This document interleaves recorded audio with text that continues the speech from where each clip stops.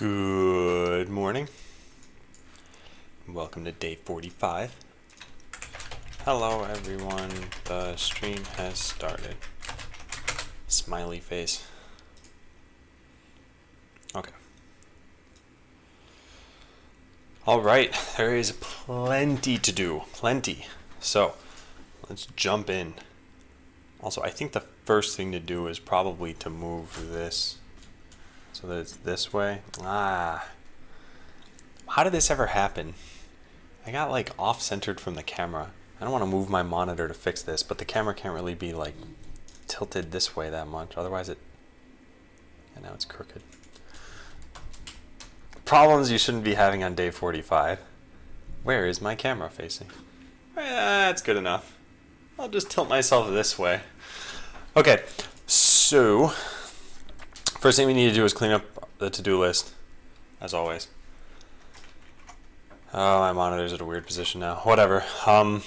Yeah, so the straw poll, I think we're going to go with showing some concept art and discounting the game when I get 1,000 followers. Maybe the camera's the reason for your posture. It all makes sense now. Alright, update Twitch, recap video. Yeah. So these are little things I wanted to get done here. Let's take a look. Which, by the way, one of the things that's really terrible right now, I can't export some of my Twitch VODs. It just says failure because of an aborted upload. I don't know how to fix this. I don't know what to do about it. So let's see. Here's the newest recap video, which is only 1 minute and 8 seconds long. Okay, yeah. So let's just copy it and put it here. And I believe it was, what, teams and discrete games? Okay, so there it is. Then we also need to do... Hey, Wouter, thanks. There's now a Reddit post about this. So I'll take a look at the post in a sec. And why is this taking so long to load? There's an HTML page on my hard drive. That should not have taken that long. Weird. Stream froze, but audio didn't. I don't have dropped frames. Let me see what's going on. Oh no, hang on a second. I gotta restart this stream. Maybe. No, maybe I don't. What? Darn it. Okay, so my profile, I can't even see what I'm on right now, but I'm streaming at 2 megabits per second. When I record videos, I set this much higher. And I had seen this jump above 2,000. Doesn't seem like it jumped up too much. Let me take a look in the settings at what is going on right now. Setting profile broadcasting. Okay, no, that's correct. Okay. Hey, Eruptor. Hey, Killer Truth. Yeah, Wouter, let me know if that gets fixed. Hey, Lulong. Okay, yeah, so typical OBS is using like 1/4 of my CPU.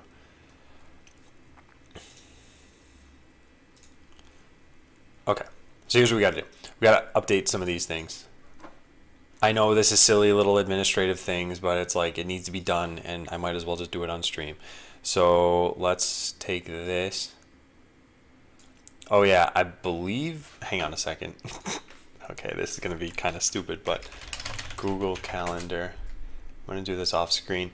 I'm pretty sure I have another dental appointment tomorrow, in which case I might be starting just like last time, about 40 minutes late.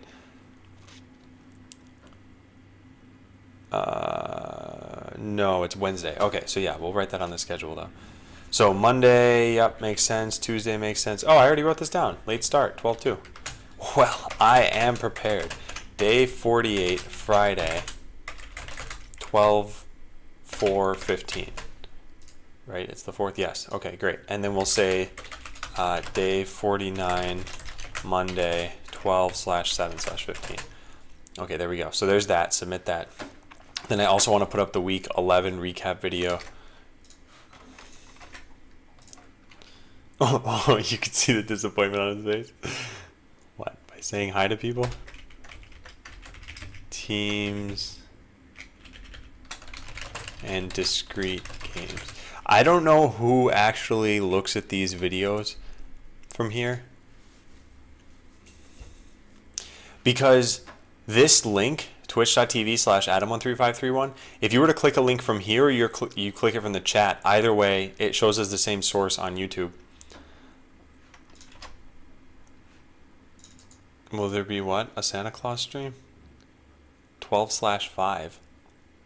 Is that a special day? Oh, for reading your message. No, I'm not disappointed. In fact, check this out. Watch. Upvote.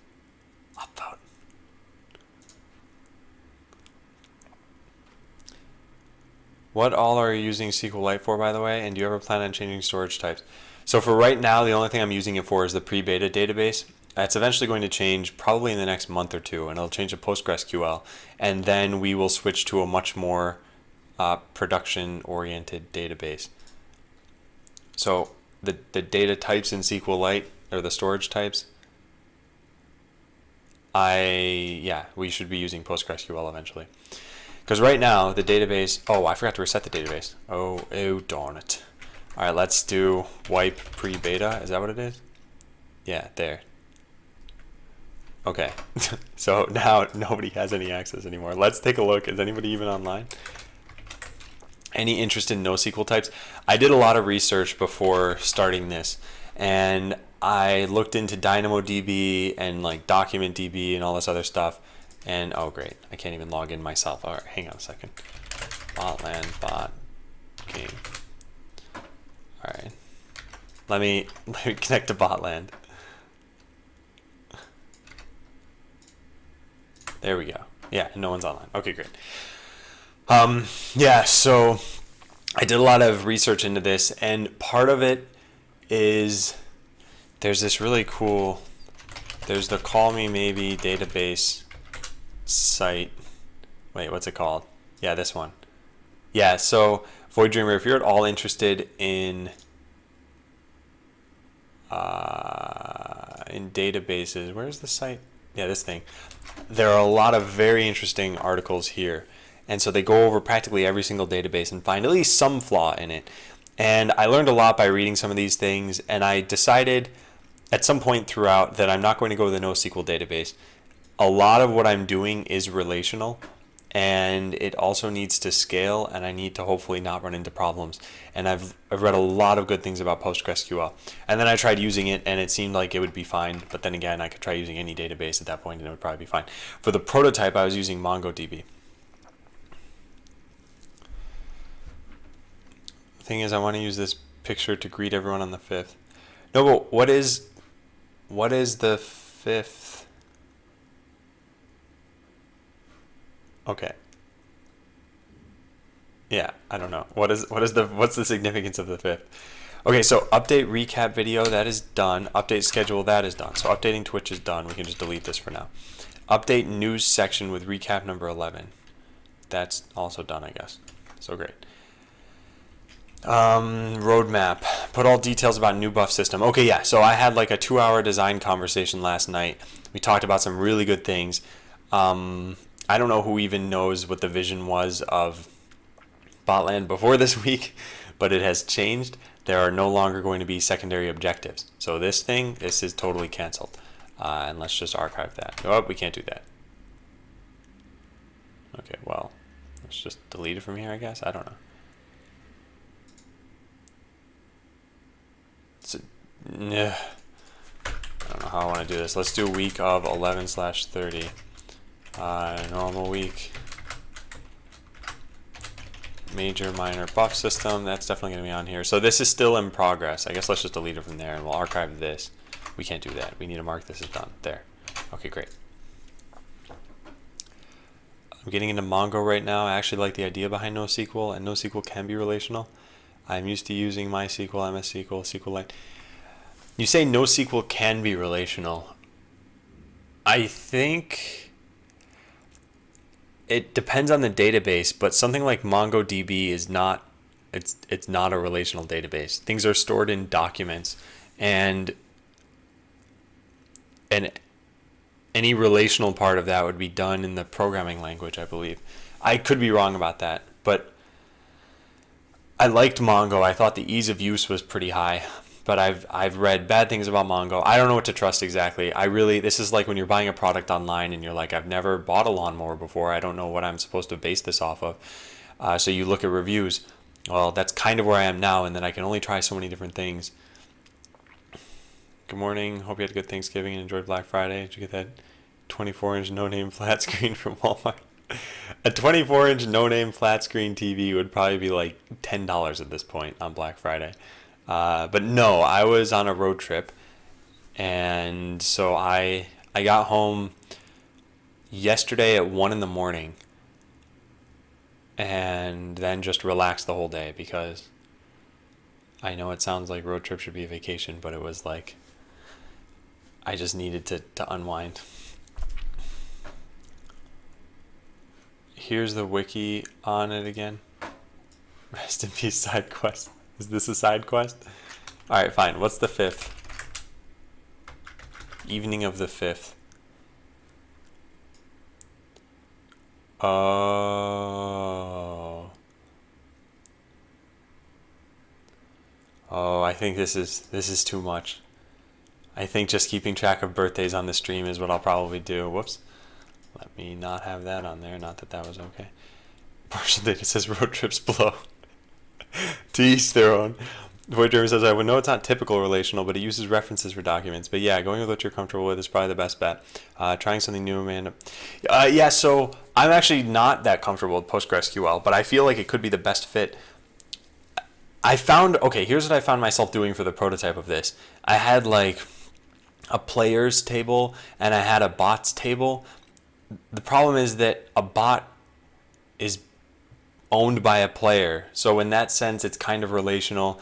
Like, what I've read online is that most real world data is relational. So it makes sense to use a relational database. And when you're trying to throw things into a document database, that can make sense sometimes, or it can be good for prototyping. I'm not an expert on this stuff, so this is what I've read, what I kind of thought about for maybe a total of a month. A road trip in Adam's book is sitting on the side of the interstate and getting high off of bags of McDonald's if people throw out the window. Cannot add enough kappas in there. Yes, that's probably right. You can't. Okay, so put all details about the new buff system. Yeah, this is something I'm going to start pulling from notes off of the monitor you guys can't see, and I'll consolidate them over here. So here's what we had before. Fill match with AI players. We haven't done that yet. Primary and secondary objectives, not anymore. Just delete all this. Okay, so stagger. So here's what we go. You pick your major buff. Then we have at 5 minutes, you get your next major buff. And then at 10 minutes, you get your last buff, which is possibly minor if you're winning by a large enough margin. There. So all this other stuff, totally gone. Now 13 minutes until whenever you decide to leave, you can look at stats. Yeah. So scrambling the teams. Yep. Expand the arena. Yeah, sure. I guess I'll write this. Fill with AI players at this point. Okay, max of 3 bots per players. Everyone picks a major buff. Don't care. Bot to play cooldowns are not necessary. Yep. And yep. Okay, all that other stuff is still fine. Hey, Colin. Absolutely love small community streams. Your keyboard has melted even more from your typing, I see. I see partial data remembers the almond water conversation. Alright, so I might end up going over this again later today, but I want to say this kind of quickly right now. Before, the way that Botland was going to work, and if I control Z this enough times, you'll be able to see. Yeah.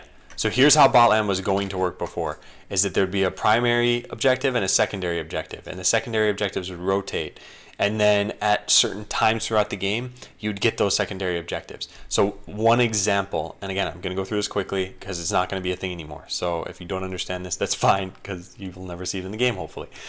So one example of a secondary objective would be the top 5 people to harvest resources after a total time of 3 minutes will win. And winning meant that you'd get a major buff instead of a minor buff.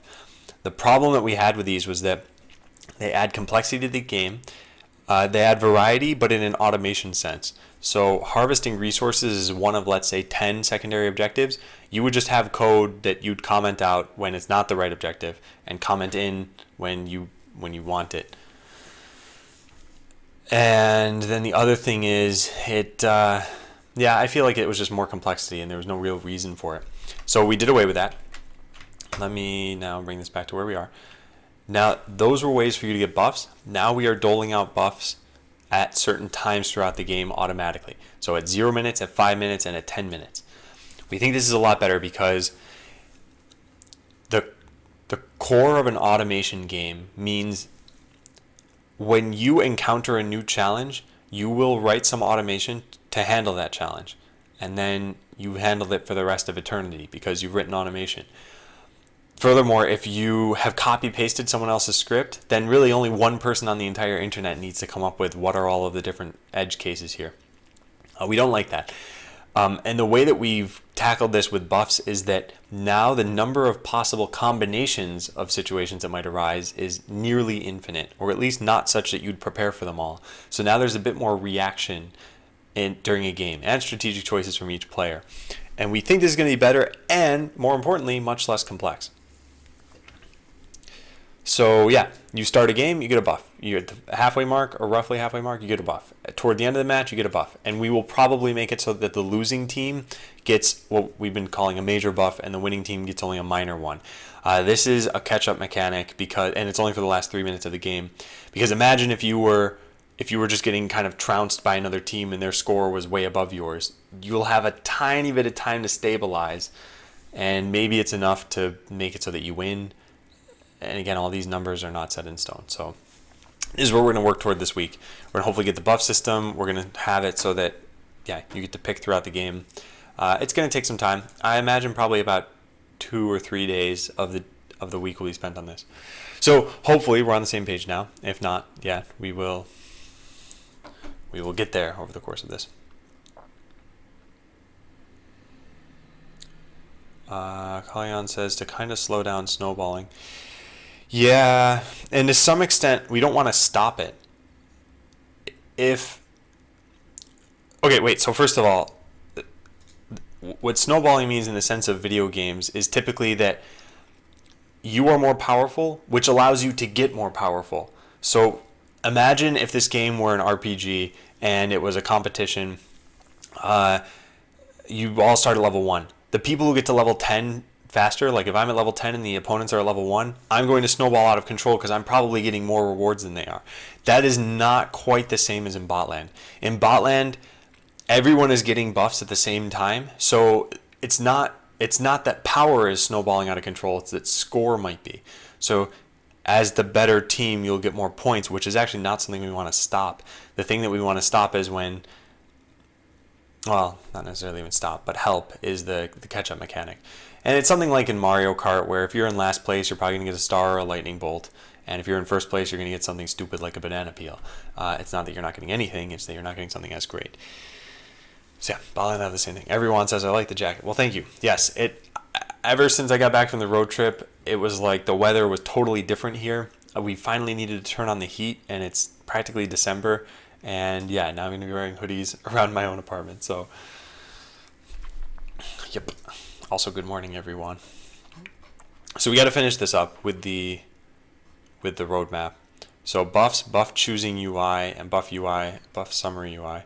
So this is what I want. We got to finish code about 9 to 12 different buffs.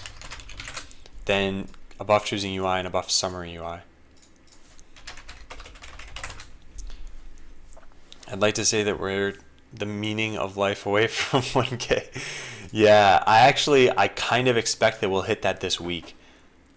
There's a whole bunch of stats. Let me see if I can show you guys this.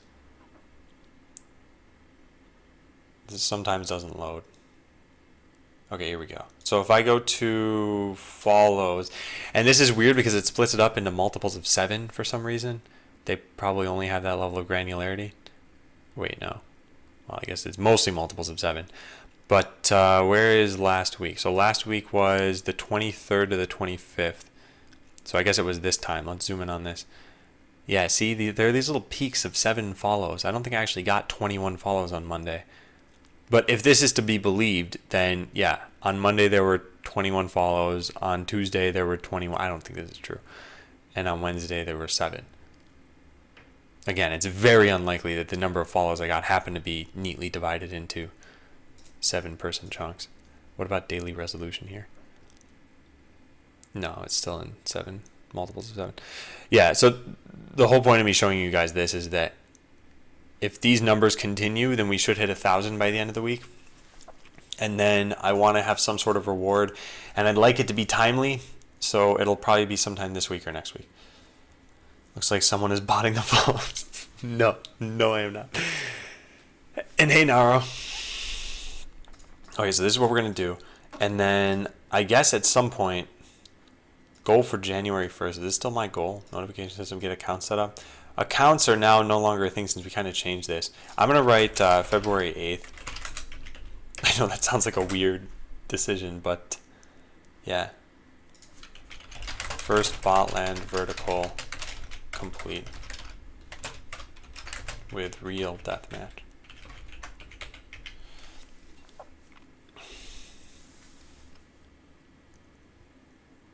Read follows. Am I giving out a prize for 1,000? Not a prize, but like a. So a prize to me means the person who gets to be number 1,000 gets something. It'll more be a reward for everybody. All the people who kind of helped will see something. And this is where this straw poll came from, by the way. I'm not going to link this again because I think we've already made a decision on this. I mean, you could type in the URL if you wanted to and then vote on this. But I said, what would you want to see as the 1,000 follower bonus? A lot of people said discounted access to the game. And then there was a tie between concept art and the prototype that helped imagine this game. So I will probably just take these two and do both of them. I'll probably make it so that for an entire week, access to the game costs something like a third or a quarter of what it normally does. So on Monday, that means it'd be like 25 points, which practically everybody has. And then the concept art, I will probably dump in a few pieces and talk about them. Let's see. Bots from Botland are already evolving. Void Dreamer says, I'll be honest, the major and minor buffs idea going to respectively the team behind and the team ahead seems a little wonky. Don't want to sound like a negative Nancy, but are there any existing games that use this mechanism? Maybe I'm wrong and it'll be great. So like I said, Mario Kart is one of those games. If you're in second place in a 2-person game, you're going to get much better items than when you're in first place. Catch-up mechanics don't necessarily need to exist in Botland. But what I'm afraid of is that because it's an automation game, let's say you didn't touch your automation at all. There are very few random numbers in the game, so the better automation is going to win most of the time. And what would be frustrating is if this team was winning right from the very beginning and never stopped winning. And maybe we decided we don't want to do something like that. Because one of the things I was worried about is that let's say you were climbing just about evenly with someone else, and the score at the 10-minute mark was 300 to 299. What we wouldn't want to do is say, okay, the team with 299, now you get a major buff, and now this team only gets a minor buff. Because that would decide the rest of the match, most likely. So it is something we're going to keep an eye on, and we'll see how it works out. And that's why I'm hoping if we can make progress with this enough today, or this week, I should say, if we can make enough progress that we can just test it out and see, is it fun, is it working? Everyone says, why Postgres over MySQL? If you ever have to scale, it's going to be a pain. I didn't think PostgreSQL would have any problem scaling, but then again, yeah, I'm not so knowledgeable about this, so I'll have to look into this. Naro says, in what attributes of Botland is RNG involved? So for right now, there's exactly one place where a random number kind of affects gameplay, and that's in the Reflect shield. And this is controlled RNG in my mind. So Reflect, the way that it works right now, I'm just going to throw some random numbers here. Like these are not exactly, but it's like a 40% chance to Reflect. Then it's, well, this is level 1. Level 1 is 40%, level 2 might be 50%, level 3 might be 60%. In this sense, I feel like this is fine because you'll get hit by so many projectiles that having these percentages is okay. I guess you could also say that the spawn points are slightly randomized, but that doesn't have too much of an impact on the game. In the future, the way that random numbers will affect the game is that this buff system that I'm talking about, you are going to get a choice at any time of 3 of these things. So at the very beginning of the game, you might get this, and you might get this, and you might get this. So you have these 3 choices. Now, which one do you pick? And everyone in the game is making this decision too. So if it's a 3 versus 3, there are going to be 6 different buffs that have been chosen, and they could drastically impact the game. Buff is not technically the right word, and some of them will be rule changes, but I'll talk about that later because we're not going to do that this week, definitely. Void Journey says, I understand, I'd like to try it out just to get a better feel for it, probably best. Yeah, totally. So I probably won't even do the catch-up mechanic idea until either later this week or next week anyway, and that's if we decide we want to do it, and I don't expect that would take too much time coding. So the idea is that eventually if we want to turn it off, I don't feel like I just wasted a week doing this. I want to spend pretty much as little time as possible, and it shouldn't be too bad to do. I think at the 10-minute mark, when the server's determining which buffs you get, we could just do a score comparison. If the score of Team A is greater than Team B, then fine, send this team a minor buff. And yeah, for all I know, it works out such that games are totally cool and balanced with just this 10 minutes that everyone gets major buffs. And so I don't know yet. And this is where it's like you can only design a game so much in theory, and then you just got to try it out and see what feels good. All right, so this is done. Make sure to come up with what's after buffs. Assuming I get done with all of that this week, we could work on reclaim hardware. Yeah, so there are a couple of things we could do. We could do reclaim hardware, e.g. reclaim speed, reclaim damage. There could always be, and I guess I'll write this down in sort of the low priority section. See, I don't know how much of this is really worth it, but reveal mines change to an activated ability. And there was something else. I could work on like special hardware, e.g. bounce, lasers. Everyone says PostgreSQL has a single node system with async replication, which would have a 5-second or so lag, so not good for real time. MySQL can have sync replica nodes, or better yet, master-master systems through stuff like Persona and Galera. Use Persona in production and love it. They have async alter statements. Don't have to wait for migrations in production. Interesting. How much does MySQL cost to use? Because that was one of the big things about PostgreSQL is it is free. I don't know about the cost of this stuff. MySQL edition.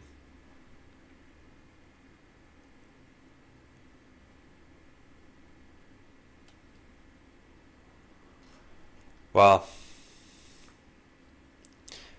yeah, if it does cost money, that's probably the biggest reason not to use it. But I will write this down. Let's put it here. About MySQL versus Postgres. Use the community edition? Okay. Yeah, I'll have to look into this. Community edition of MySQL is free, as is.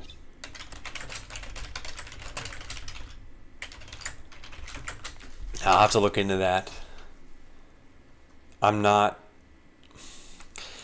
When we get to this, it'll be for the account system. And what I'm working on for the next couple months is getting the first vertical of Botland complete. So for those of you in software, that'll probably make sense to you. But for those of you not in software,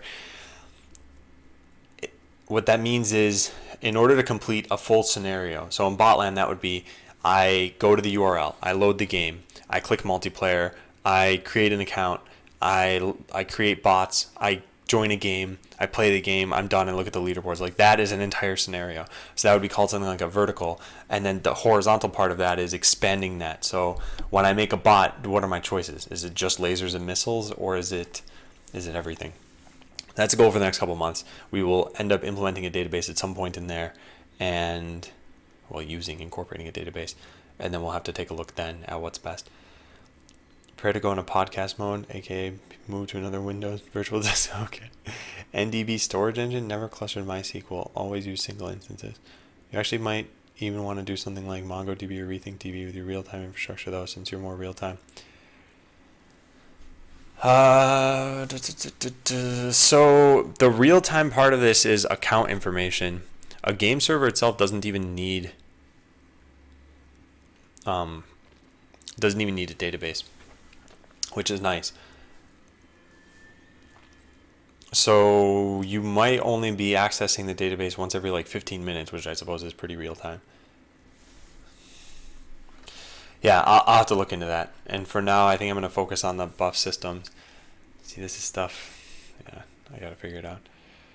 All right, so what do we have here? Make sure to come up with its after buffs. Yeah, so here's what I'm thinking. Let's say we got this entire thing done today, and this entire thing done on Tuesday, and this entire thing done on Wednesday. Then we have Friday, and I need to figure out what we're going to do. It'll probably be a notification system, and I don't think this stuff will take just 3 days. I think it'll take pretty long. Then we can work on accounts. We can always kind of plan that out as we get closer to it. So I feel like this part's fine now. Next, we want to say week of 11/30. So yeah, we have all this stuff to do now. All right, where I left off. And I wrote where I left off Wednesday, 5 p.m., and I never wrote anything underneath it. So yesterday I didn't write anything on Wednesday. I need to finish adding the debug buff. So let's get to work. Let's uncomment this. And I believe as I was testing things out that Melee was broken. So yeah, we're going to just kind of see where we are with this. Well, actually, what did I write here? Did I write Melee is broken?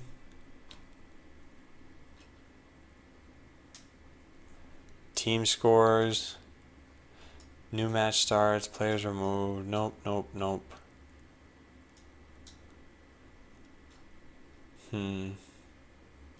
Yeah, no, none of that indicates the problem with Melee. Let's try this out. All right, yeah, I'll deploy a Melee bot. And I discovered this while making that video, the recap video. I'm pretty sure what happens is that bots are killed over here. I think this has to do with regen actually, but they're killed on the server, but they're not killed on the client. We should see this happen after some time. I think it might take a regen bot.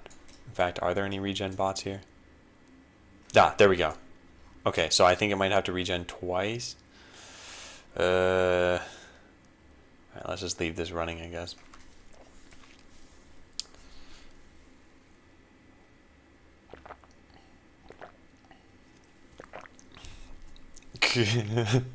Partial Data says, I'm over here at Code School practicing JS and Adam's making a blockbuster game. His voice makes me feel accomplished. Oh, there it is. There's the bug.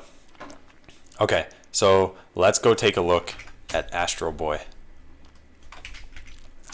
What we're going to do is this. I imagine it has regen on it. That's why I think this is... yeah, let's test this out. So we're going to go into Arena. And we're going to go, no, this is on the client. So debug main arena entities. And what we should see is, we should see an entity with a low ID. Oh, we won't because resources have low IDs. So we need to iterate over this. Let's do this. For var k in this, we'll say if, well, var entity equals debug main.arena.entities k. If entity.has component is bot console.log k. So we'll get to know what is the first bot that exists. It's number 7. All right. Now we do something interesting here. We say e equals this e7.getComponent name. What is the name value here? Name value is solo. Do we see a solo bot that oh no, it's there. Okay, fine.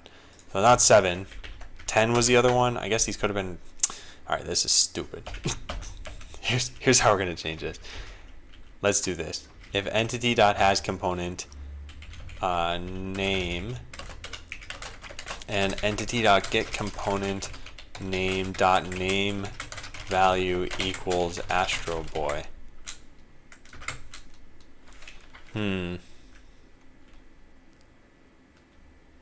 Indeed.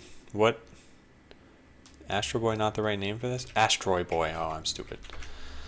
Okay, 183. There's our answer. So let's go take a look at 183. It is an entity that probably has regen on it. Let's take a look. Oh, we're not told about the hardware of enemy bots, though. So there is no way to see this here. Life is 102.5. I suppose that's possible. So how much damage does melee do? I'll try to figure this out. I just started designing my DB in MongoDB. I was telling Adam earlier, I really like it, but it may end up biting me. Definitely different from what I'm used to. Yeah, it is. It was different from what I had ever used before too, and I haven't done too many database things. Chief Mango says, the programming of bots' movements and abilities limited, or how do you hinder someone making an algorithm that makes the bots overpowered? You know, I've been getting this question a lot. People have been saying, how do I stop you? How do I, Adam, as a game designer, stop people from making the most overpowered bot algorithm and then kind of ruling the world in botland? And the answer is a bit simpler than I think people might expect, which is that it's a strategy game, and your algorithm could be great, but your bot has only certain hardware on it. So let's say I limited you to one piece of hardware. Let's say the only thing you could ever put on is just one of these things. So you are a lasers bot. You can write the perfect lasers algorithm, but guess what? You're going to be beaten probably 100% of the time by a bot that has reflect, because reflect counters lasers. When you do the same thing, when you make the perfect melee bot, then guess what? I'll just make a missiles bot and I'll beat you that way. It doesn't matter what your algorithm is. You don't have the right hardware set up at that point to win. So in a sense, there's a sort of rock, paper, scissors mechanism where your bot can either be rock, paper, or scissors, and you can write the best scissors algorithm, but you're always going to be beaten by rock. Now that sounds really bad for a single player game where it's like, oh, the enemy just happened to choose this, which, yeah, what do I do? But it's not a single player game. It's a multiplayer game, and it's a team-based game, so there are many bots. But even if it were a single player game, I'd say, think of how StarCraft works. Even if you wrote the perfect AI for Terran and the perfect AI for Protoss, you still won't end up winning each match, because there are certain choices you have to make that are an opportunity cost of all of the other choices. So hopefully that makes sense. If not, definitely feel free to say something else here. MongoDB is great if you don't need ACID and you understand the content. Schema, let's see. Quick poll. Platforms are considered to be gamed on according to you.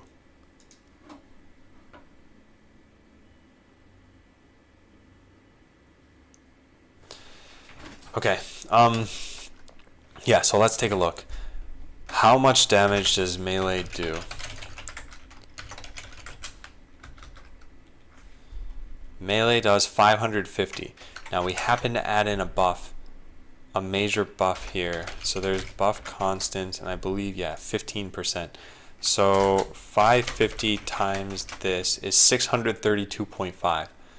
So 2 hits of this would be 1265. So the only way for a bot to be at 102.5 is if it regenerated more than this. And what is regen set to? 30. So let's see, 30 times, think about this. I guess what we need is 1265 plus, yeah, 102.5. The 0.5 part doesn't make any sense here. So it's like 367. Yeah, this, I'm not totally sure I see what's happening here. Let's add some logging in. So when you get melee, no, that was wrong. Client arena, melee attack received. So you're sent the damage, and the damage is apparently wrong. Actually, it could be a problem with anything. Alright, I'll need to think about this.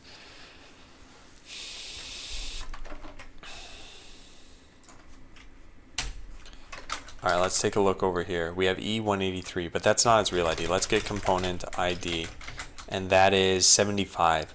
So now if we do debug main.simulationserver.arena.getEntity from real ID 75, does this exist? No, of course not. So the server has deleted it. So there's a problem on the client. And I don't totally know what it's a problem with exactly. So this is where having that journaling system would have been pretty great. But we're not going to code that yet. Oh boy. The downsides of being a one-person coding team. Alright, let's take a look then. We're going to...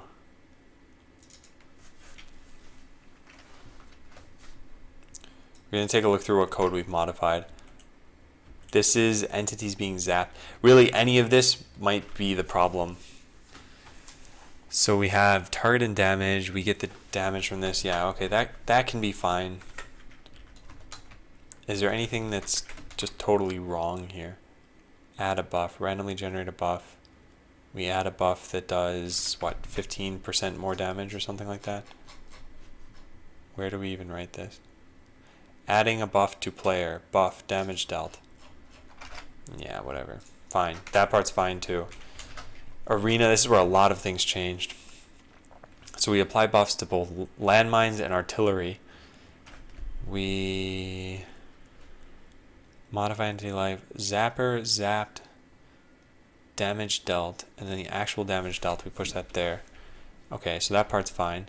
We tested this out on Wednesday. We put in a zapper bot and it was just destroying things, and that's exactly what I'd wanted to happen. Artillery shell has buffs on it. Okay, that part is fine. Bot moved. We send... Oh, these are now here, whereas they used to be in the shared arena.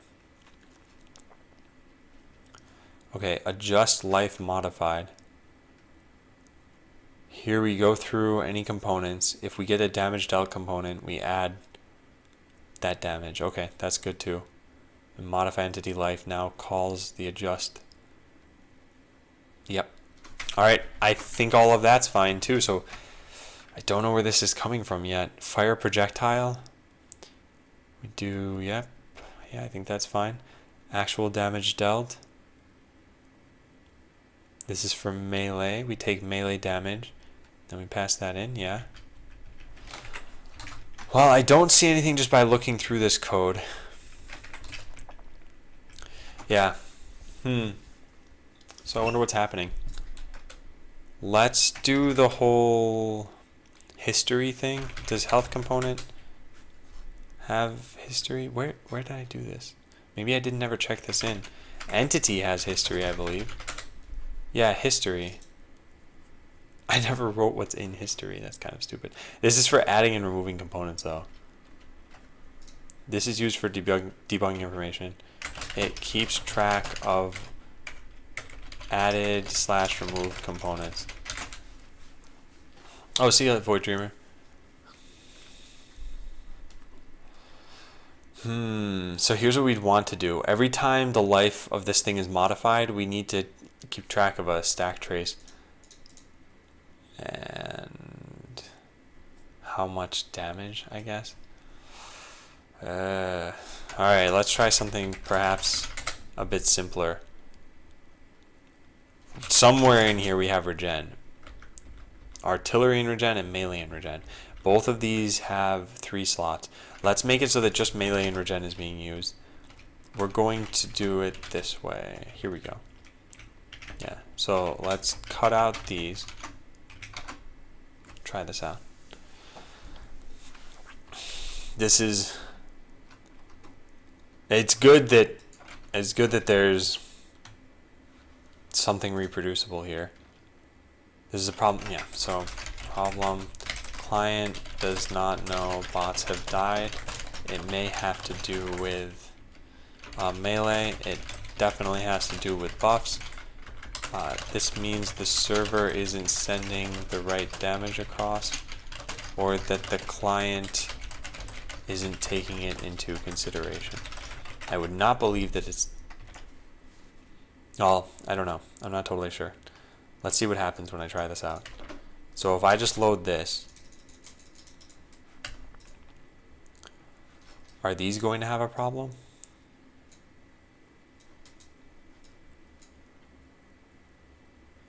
It's going to be tough to tell.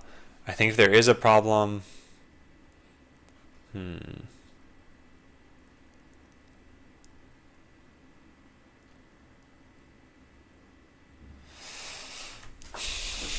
I don't think this does have to do with melee.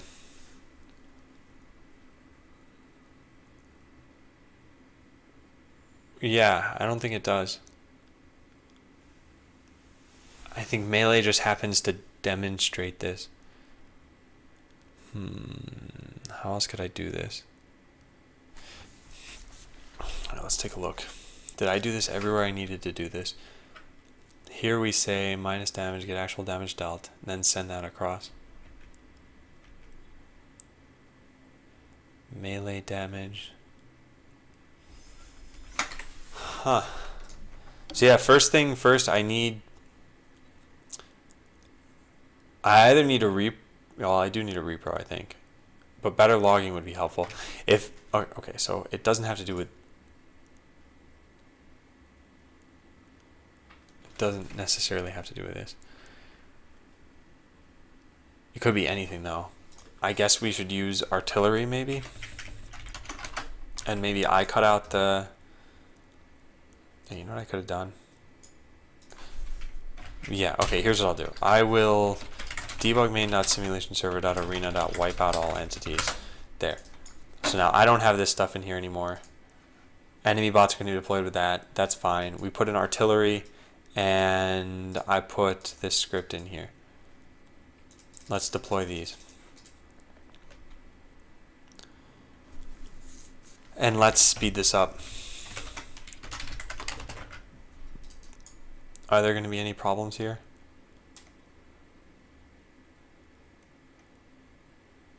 No. Well, it doesn't look like it at least. Huh.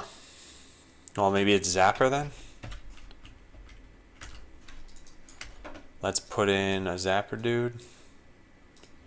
Zapper. Try this out. I'm not sure what's causing this to fail exactly.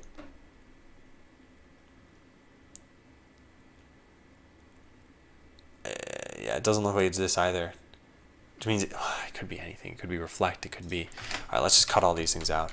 We'll need to take the history for health component, I guess, and figure out what did damage. So every time we modify life, let's do this.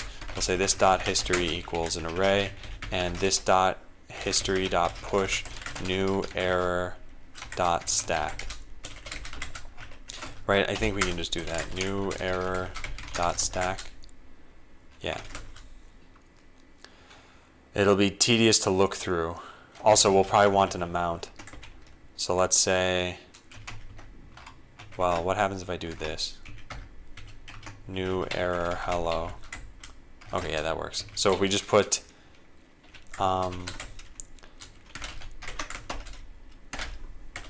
this dot life, and then what do we say here? Plus amount. Yeah, let's do that. Okay. Yeah. All right. So I'm going to try this out. This should repro, and it shouldn't take too long for it to happen. In fact, it might not have to do with melee at all. So once we get a repro, we can kind of trim this down and figure out what's going wrong here. Let's try this out. Also, yeah, no one even has access, so I'll close that. All right, first things first, let's lower this down to a tick time of 1 and see, are there any problems?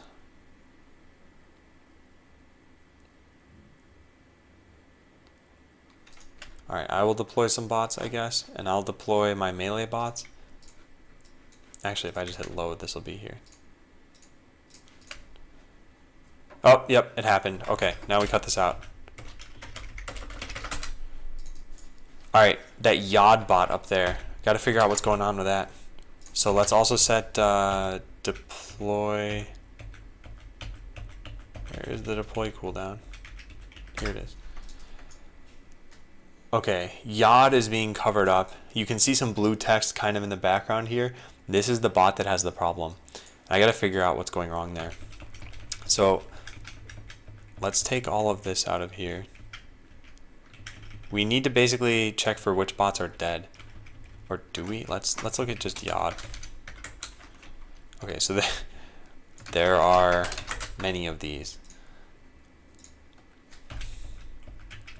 Let's take a look at all of them and try to figure out what exactly is happening. So if we say e12 dot get component physics, it's at the right side somewhere. E is not defined. Oh yeah, we need entities. Where did I? Yeah, here we go. This.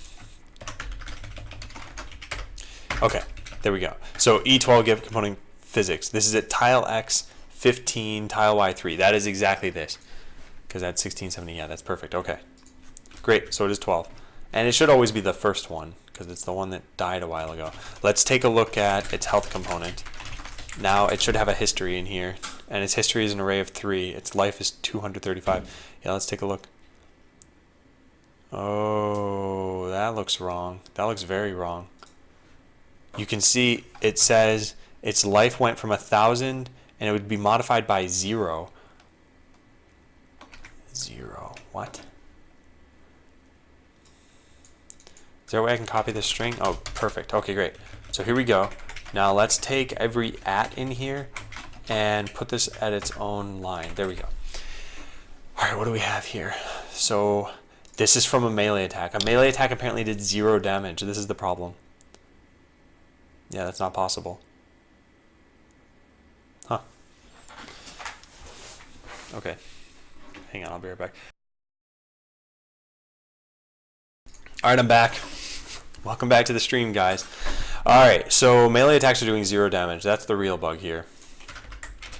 Melee attacks are doing 0 damage somehow. But how? How is that possible? It's melee. Melee is done here. Melee damage, we get it from the hardware. Right? And if you don't have the hardware, yeah, it returns null. So we use melee damage here. Negative melee damage. Good. Actual damage dealt. Modify life. Yep, yep, yep. And route a melee attack with actual damage dealt. So then let's try this out. Let's put a breakpoint. We'll open this up, and when we get melee attack received, let's put a conditional breakpoint here for what is it? Damage equals 0. Damage is less than, let's say less than 5, because it could be negative maybe. That'd be really weird, right? Negative would be healing in this case, unless, yeah. Okay, now let's start this up again. Actually, let's just refresh the page. Is it really that fast? No, so I sped it up purposely for the sake of this. Let me deploy my melee bots again. There we go. So this should break in. We should see a bug, or perhaps it's in a different layer. Let's speed this up again.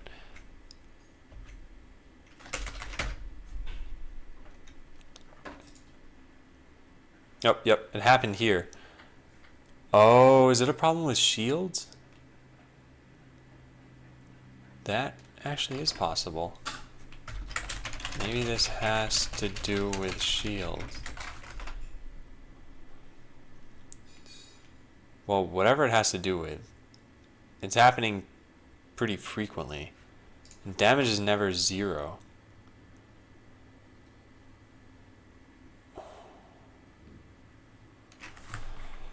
How do I get more insight into this?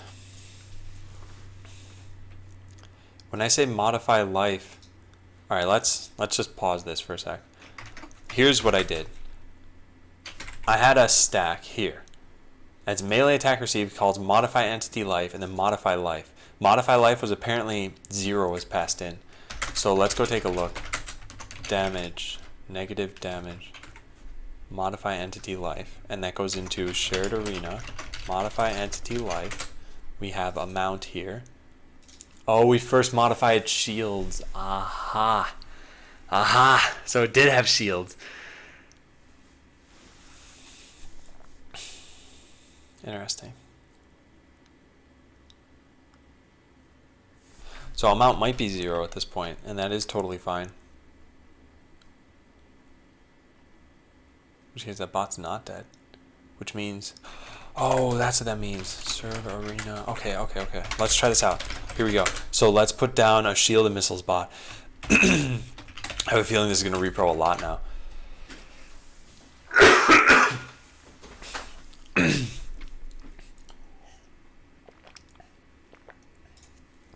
Okay. This is gonna work. We should see this break many more times now, which is a funny definition of work, but let's try it out. Yep, perfect. Everything's breaking. Okay, this gives us a little bit more insight. Hopefully this is not going to be some crazy hard fix. Let's go take a look at Serve Arena, and we have modify this thing. Adjust life modified. So we have some damage dealt. This is going to be increased to, let's say, well, we don't need a let's say. We have a let's say of this. 550. Melee does 550. So yeah, it was whatever this is. 632.5. That's what this is going to return. So this returns 632.5, and then we call into the base class with that number, 632.5. And that number, we first go into this. Amount is greater than 0, return amount. Oh boy. Okay, how do I do this?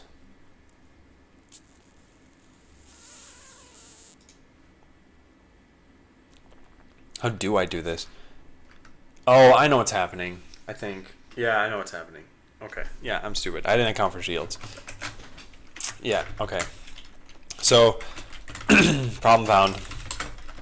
The server will deal damage.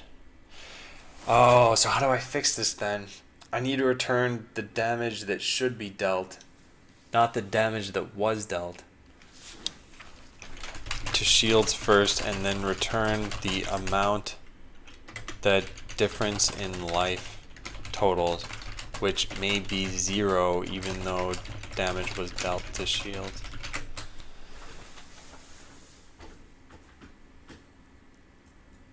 Okay. So what's the solution here?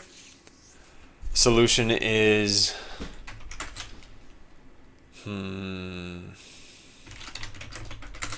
So the problem is this. We adjust the life modified. This is going to be some large number, and then we return the amount that we actually dealt damage to. So if you had shields up, we will return 0. The client will think that we did 0 damage. Now the weird thing is, why did we not break into that breakpoint that I had? Excuse me. Oops. Is this still a conditional breakpoint? Okay, good. What was the condition that I wrote? Maybe I wrote this wrong. Damage is less than 5.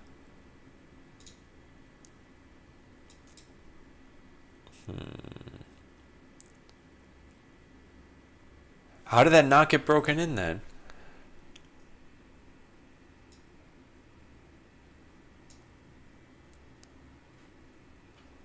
Yeah, something is weird about this.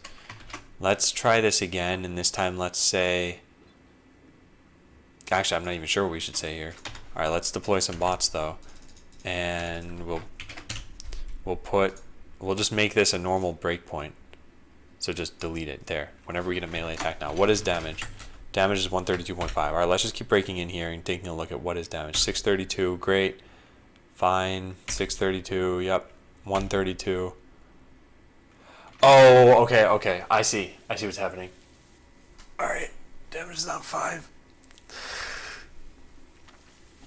Alright, I now fully understand the problem and why that didn't break in. So here's what was happening. Shields are always set to absorb 500. Absorbs 500 life. Melee is always set to do whatever that number is over, where is that number? 632.5. Yeah, so melee always is 632.5 damage. So on the server, we would remove the shield and then tell the client that we did 132.5 damage. On the client, this won't be enough damage to even break the shield. Yeah, that's our problem. All right, so what's the solution?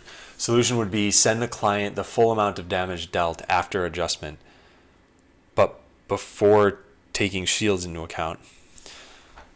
All right, well, here's one way to fix this, and I think this is probably the wrong way, but whatever amount is passed in here is the amount that gets returned, so we don't adjust it here, which is really stupid, just really stupid. Or we do that here. We say adjust life modified here, and then we return that here amount. Well, this sounds stupid. So what do I say here? I guess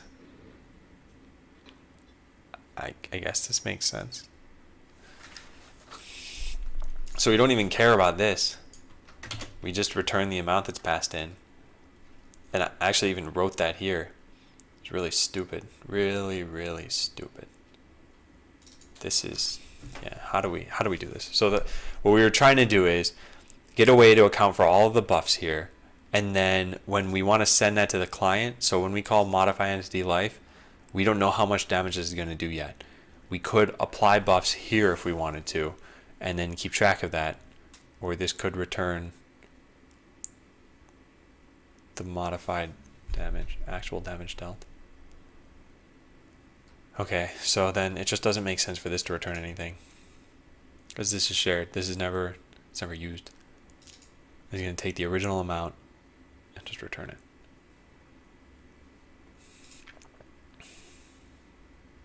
Yeah, okay, so const orig amount equals amount, and we return the original amount. The amount of damage dealt, note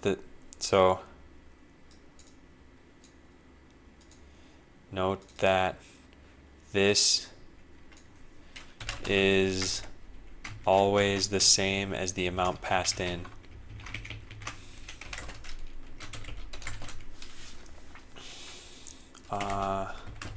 For the server class, which overrides this is important so that buffs can be taken into account, and then the modified damage / healing is returned. What did I write over here?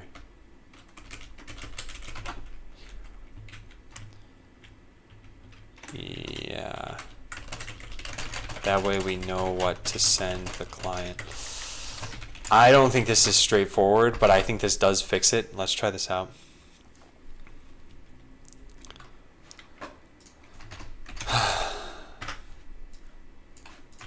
Alright, here we go. Refresh. We should not see this bug happen anymore. And it should be incredibly easy to see, because we should just load this up, hit deploy a bunch of times, and then speed this up. Whoop. Okay, hang on. I got to get rid of that breakpoint. Otherwise it's going to break in all the time. There. Breakpoint deleted. Alright, here we go.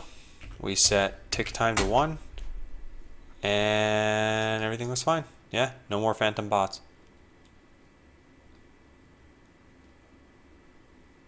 Okay, now let's slow it down and take a look. Does everything look fine, like as the game's being played out?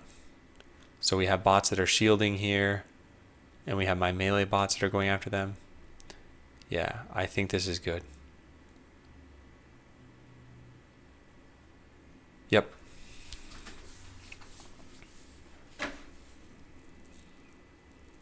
So, problem solved.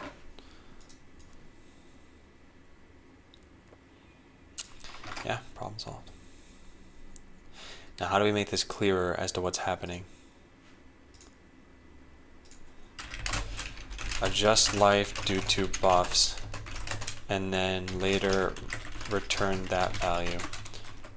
Basically, what I'm getting at here is that when this particular function is called, without being called from a base or a derived class, we don't care about the return value, which is really weird. There's a base class, a base function that we don't care about the return value, but the child function does. So return the amount of damage dealt. This is always the same as the amount passed in.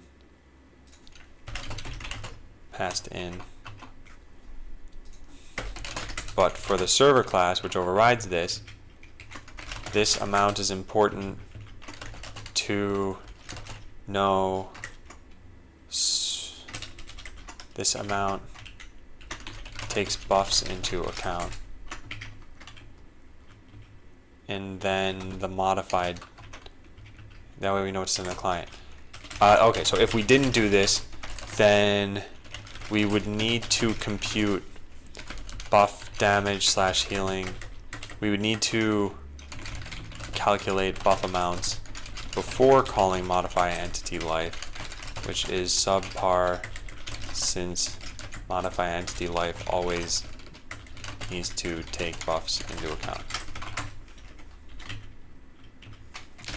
Okay. I think we're good.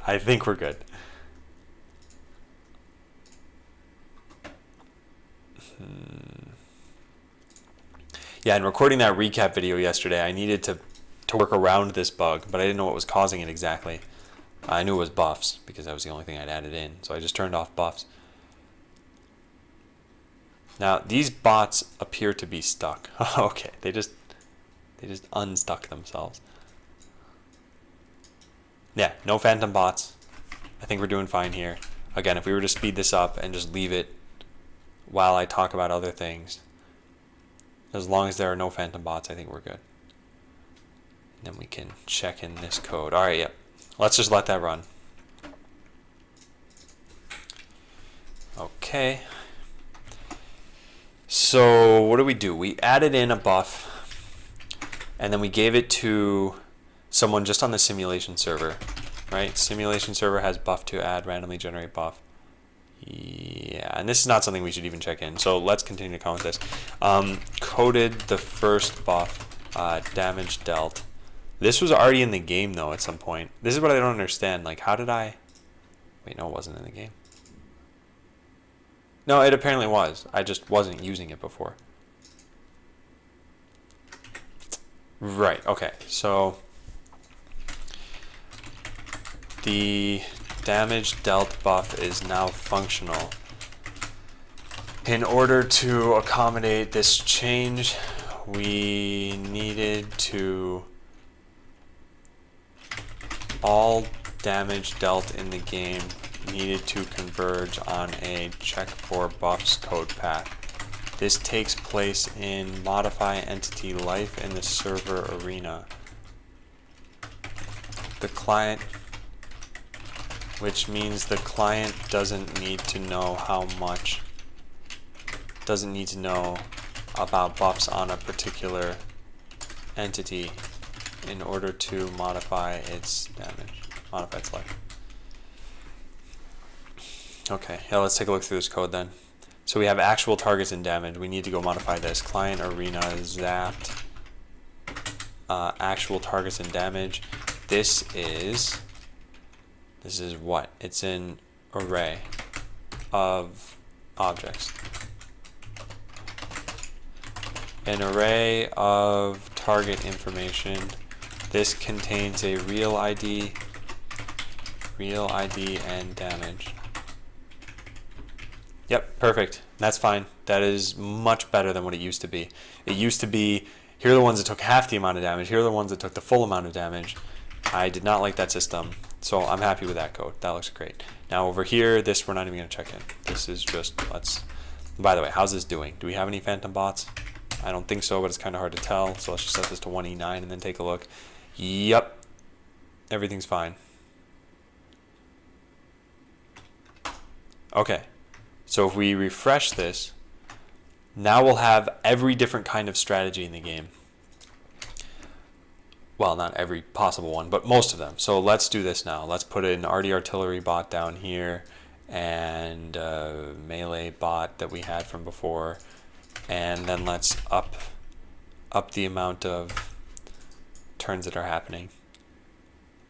And we can make this even better than this. Let's do add bot, no, reset add bot cooldown equals 1, 2. How's this gonna work? Uh-oh. Oops. Okay, well, I just overrode a function. That was stupid. Try this again. Load this up, put a couple of these in, then we do this. Reset add-bot cooldown takes into account cooldown reset range. And for this, we can say like 5, 10. So now that the arena is going to get spammed with bots, and then we set the tick time to 1. So we'll always have bots being deployed and blowing up. And this will just be a very informal test for, yeah, whether we screwed this up. You see the scores rising pretty quickly. Actually, it would be pretty interesting if we did this in a real game. Like the last 1 minute of a game was hyperspeed. You basically couldn't react to any strategies anymore. I'm not going to do that. I just think it's an interesting idea. All right, what did I change here? I commented this, so we're done there. Botland app, what is this? This doesn't need to be checked in.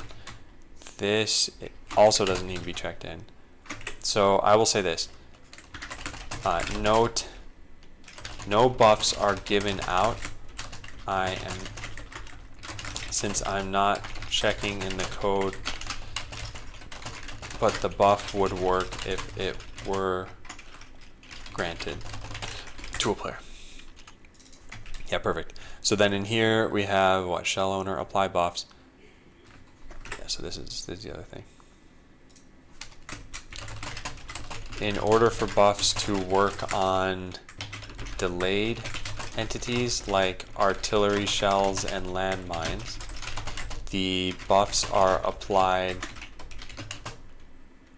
directly to those entities,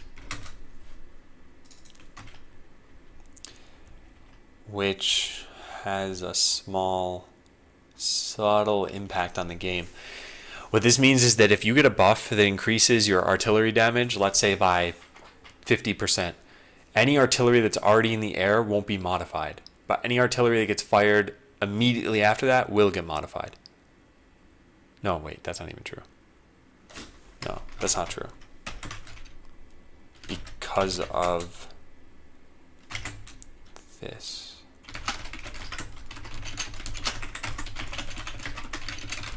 This right here. Yeah. Well, okay.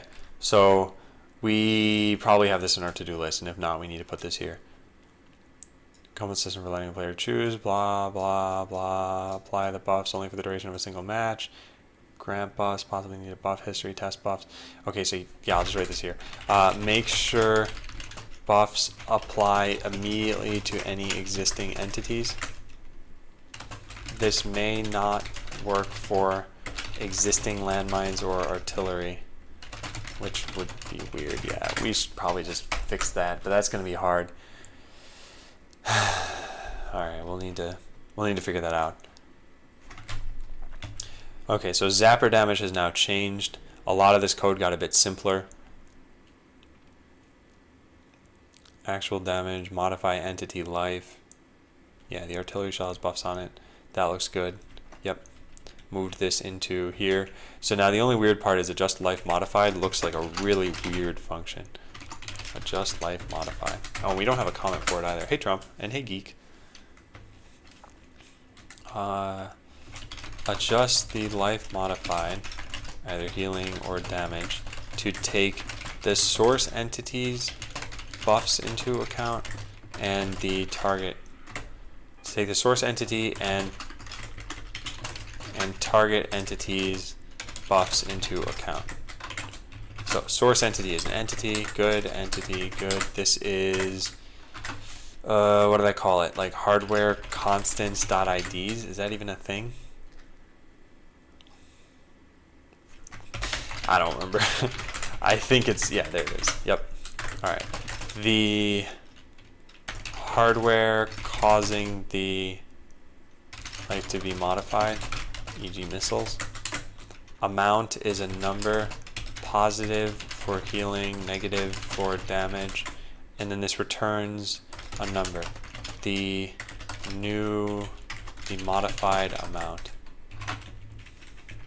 Let's get rid of some of this large amount of space here. So there's that, and then this too.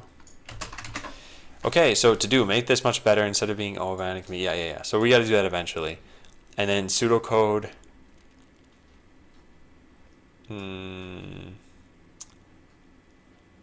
Yeah.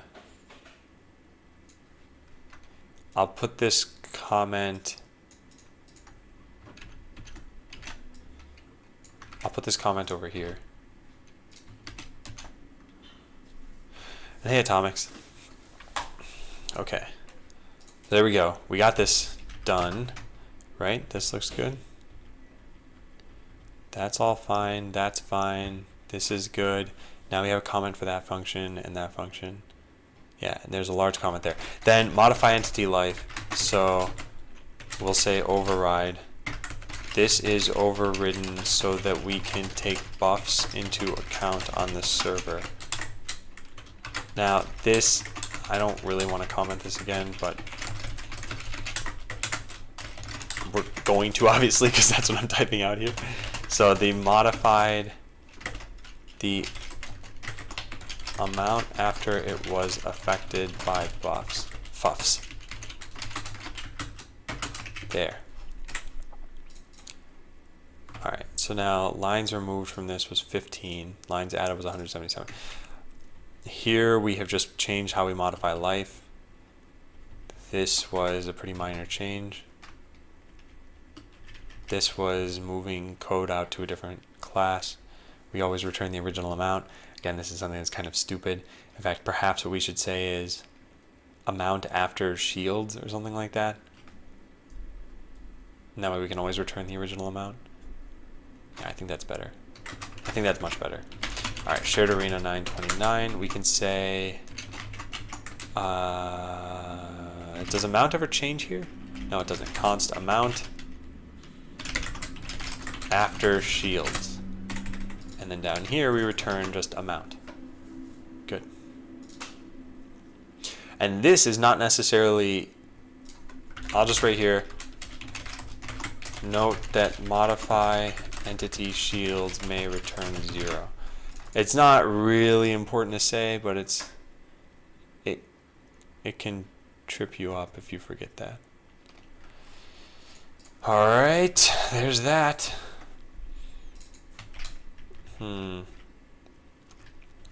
Yeah, and then we just got to try this out before checking it in. So here were real values. I want to make those descriptions work at some point. It keeps track of added and removed components. Okay, and then this history, I think we checked this in later. So this is the buff system. Check that in. Good. Next, we check in these other changes. I'll just say here, like, clarified a really simple, clarified a comment. That's it. I added one sentence to a comment somewhere. Then this is interesting. I'm going to check this in, but I'm going to check it in like this.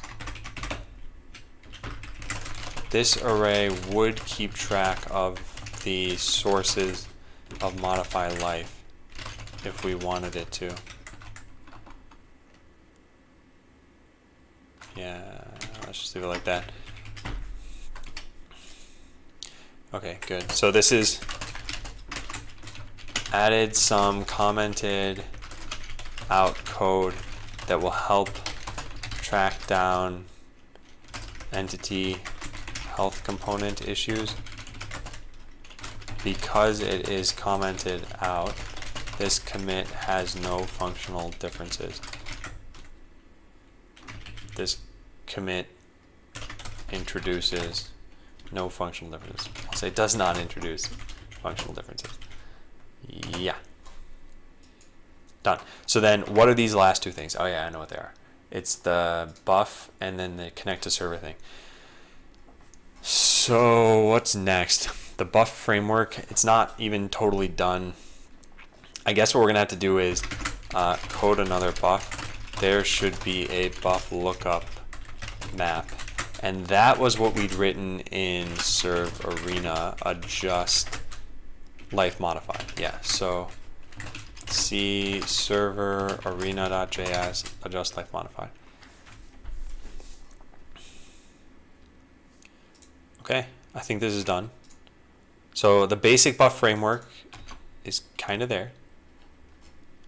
So fixed bug, team scores are not computed based on all existing player scores. So the repro is this. Have a server where the team has more than 0 points. Join that server as a new player. Yep.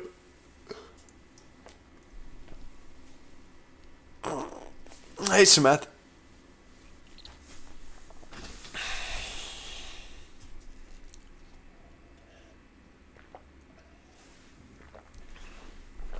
Okay.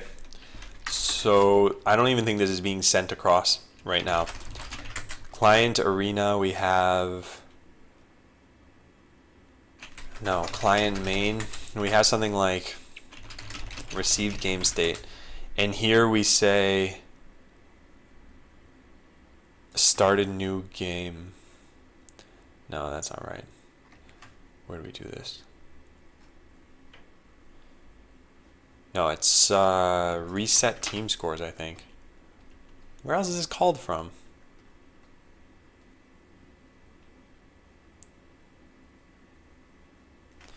Where is this called from? Something else needs to do this. I think it's... No, wow, I don't know. Alright, let's say with name. What does this do? Wipe leaderboard. Okay, that's fine. Alright, I'm confused. Let's try something out. We're gonna do this. Oops. No, I don't know what's happening. This first command only got the L. I meant to type BL for botland.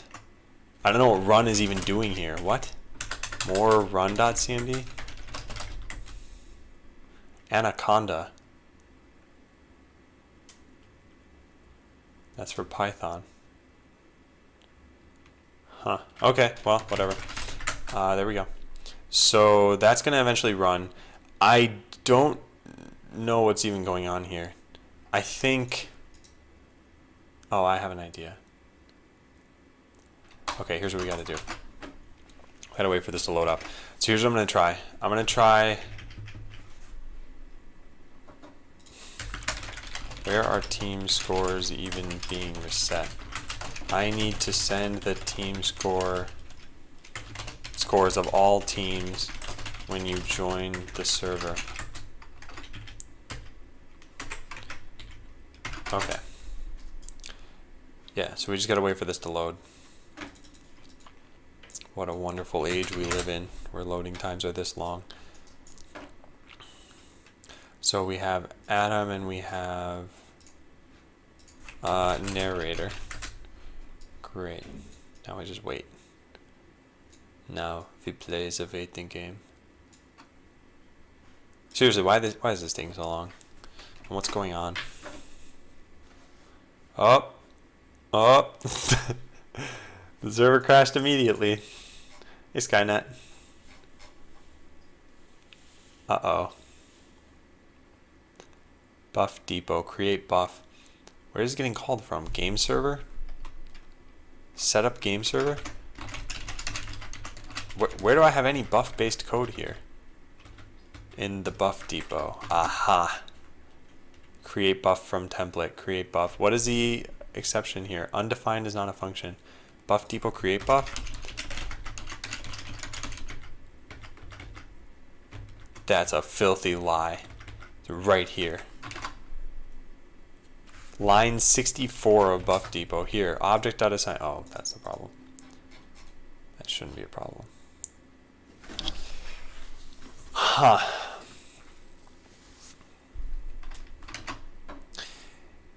If it can't find object.assign, does that mean I never use this in the game server? Where does this show up?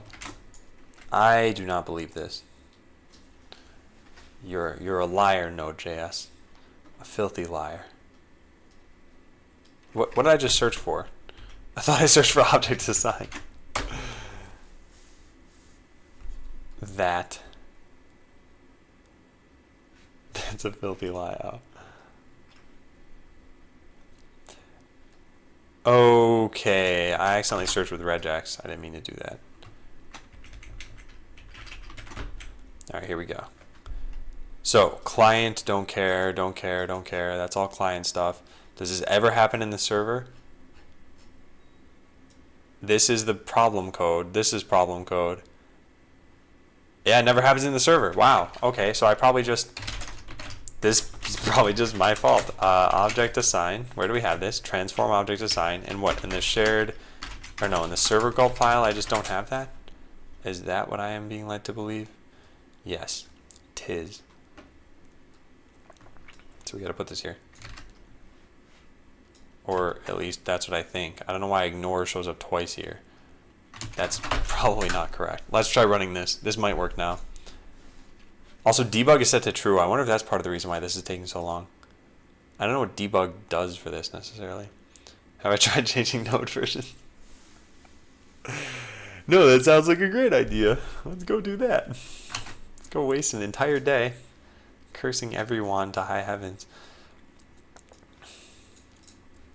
So even, all right, so what I wanted to test, since I'm going to forget this at some point, is rack up some points in single player, then connect to the server.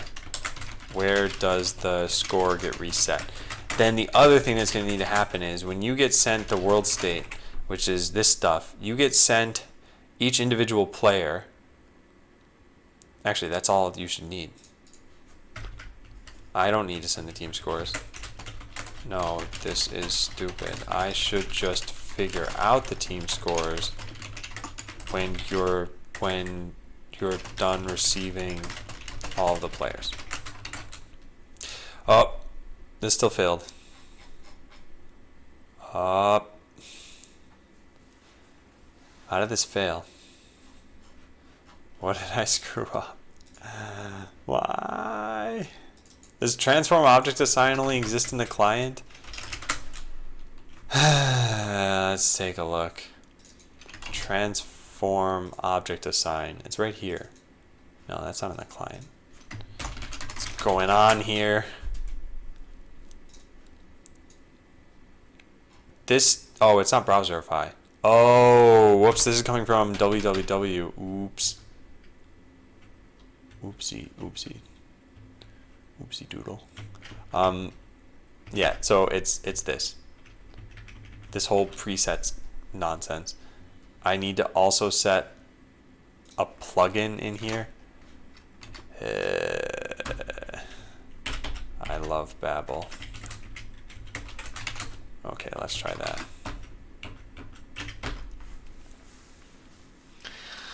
It's a bad day.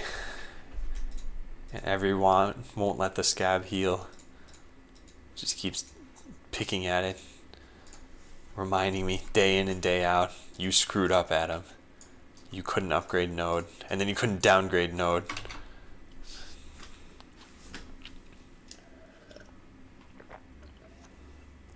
I expect this to work now.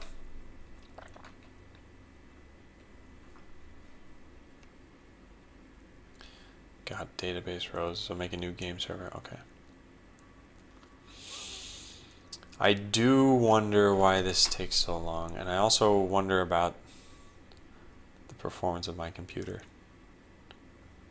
Like, yeah.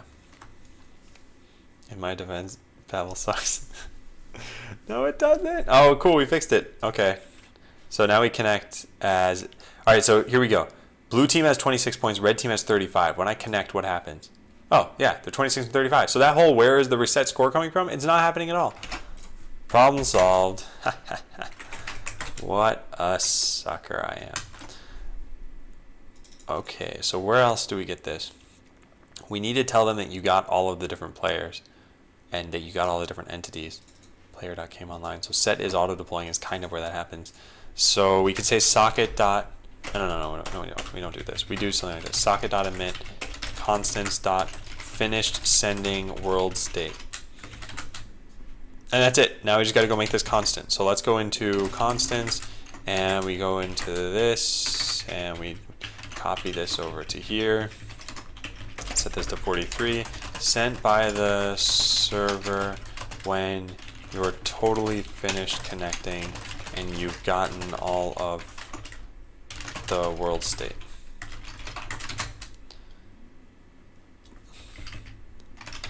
All right, cool. So now on the client main, we can do a socket dot, no we can't.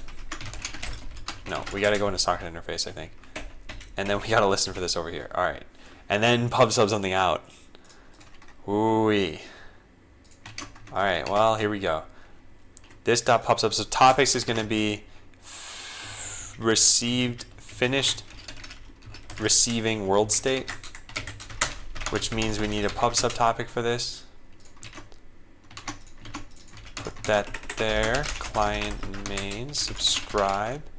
We should have a bunch of subscribes. Good, we do. We take that and then we say finished receiving world state. Okay, so when you've gotten the world state, we need to compute team scores now that we have all players. Also, we should write a comment up here. This is called when the server tells you that you've received the entire world state. This includes players, entities, your own information, and possibly even more. I'm not going to write exactly what because that could change over time. Next, we're going to put in here the team scores, and I don't even know where this is supposed to happen originally. I'm not sure. Let's look at this. Stat change. So when your stat change, oh here's where we do this. Okay, let's do something like this.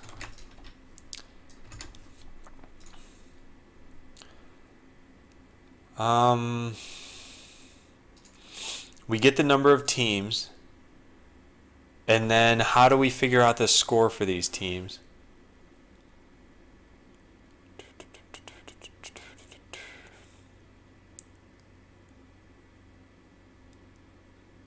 It's based on the game state. Team score equals store.getState. Team score reducer scores. No, we don't need that anymore.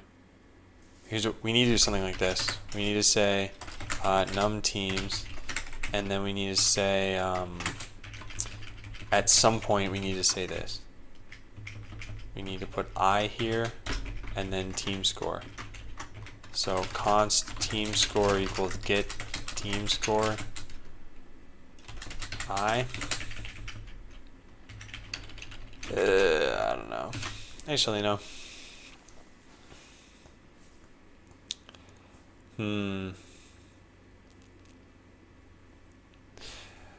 Yeah, so what does get team score look like? Team ID. There is one way we could do this. One way that's decently easy, but not great for us to do. Let's try this out. So we could say something like this. We have a player depot here. We have players by ID, so we could do something like this. Or we could say get team score, team ID, iterate over all the players here. Okay, so this is going to be kind of stupid. No, we can't do this. This shouldn't be here. I'm not sure what should be in charge of this. I'm going to write the code, and then we're going to change how this works. So this .player depot.players by ID. We get the player. If player.get team ID equals team ID, then const or let team score equals 0. Team score plus equal player dot I don't even know what. Return team score. How do we want to do this? There's a way in player to get stat by stat name. Yeah. Get stat names dot kills. Okay, well, this presumably is all that needs to happen. No, wait, close this. I don't care about this. All right, let's wait for this to finish building. This is bad code, and I don't want to check it in the way that it's written right now. So we're going to need to fix this. We need to wait for this to finish loading up too. Which, actually, in this time, we need to cause the score to go up. So let's deploy a bunch of bots. The whole point is just we need to have one of these scores be non-zero. There we go. Okay, great. Blue team has 4 kills. Perfect. Now we wait. The server's going to load up. There it is. Great. Perfect. So we connect. And now the scores are undefined. Well, that's wrong. That's totally wrong. Let's take a look at what I broke. We go into the arena code and we have get team score is, no, this is not right. It's in main, get team score. All right, let's put a breakpoint here, refresh the page. This won't get hit immediately. Okay, so we connect. And now we say num teams equals get number of teams. We say get team score for that team. Go through each player. And we say if the team is correct. No, that's not right. Oh, what? Return team score. Something's wrong here. Oh, right, because there's only one player and it's not the team that we wanted. It would be team ID 1. So we dispatch set team score. What is I? I should be 0, right? Yeah, it is. Okay, set team score returns team ID and score. Yeah, perfect. That part's fine. Now we go through the next one and somehow the team score is... Oh, whoops, that should be player.getStat, not getState. Oops. How did this fail? Yeah, that's a bit weird. Let's try this again. So just like before, what's going on here? Yeah, let's set the tick time to 1. Good. So they've got some points like 4 to 5, 5 to 5, whatever. We hit connect, and now let's take a look at what's going on here. So team score should be 0, good, and team score should be 0 again, good. No, wait, object, what? How did that happen? Oh, whoops, this should be .getValue. Oh, why am I allowed to code?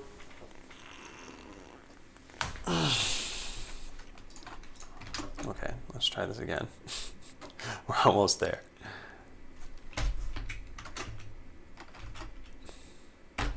Okay, so wait for them to get some kills, perfect. And let's just hit the play button. Good, it went down to 0, 0. So now here's where things get a little bit more interesting. Here's what we have to do. We have to make bots over here. What team am I? I'm red. So let's make bots that go that direction over here. And now we'll connect to Adam2, who is on the blue team. So we load this up and make them move right afterward and deploy a couple of those.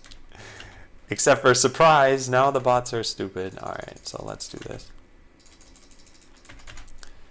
Okay, good. So now over here, when we reconnect, we should get the exact team score that's listed over here. Let's turn off auto deploy so that this remains stuck at something. Okay, perfect. So the score is 12-14. So when I connect over here, I should see 12-14. Perfect. Bug fixed. Sumath said, how's everyone doing? As far as I'm doing pretty well. We redesigned a little part of Botland to make it less complex and hopefully more fun. So now the idea of secondary objectives are gone, and we never coded them in the game, so it's not like it was that bad to do that. Really, ever use kills is going to be wrong. Player stat changed. We need some way. So this is where I said the code is bad, despite that it works. So my camera really is shifted. Is there a way to... Why is this happening?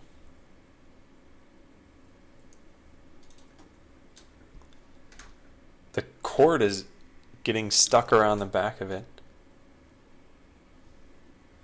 I don't know, whatever. That's not so bad. Also, let's run a little giveaway. Orange Ray wins. Okay, so the score is based on kills here. Yeah, and same thing up here. Get team score. For now, score is based on kills. So if that ever changes to do, if this ever changes, something else to be able to compute the score. In fact, well, that's probably fine. Let's do this. So returns the score for a particular team. Good. This is the team ID, and then it returns the score for them. Great. All right. Yeah, great. I think I'm happier with this, but it's still not the best. There should be a generic way of computing score, but we don't need that generic setup yet. So I'm not too concerned with doing it right now. What's all this other stuff? That doesn't need to be checked in. This does need to be checked in. This was actually a really important fix.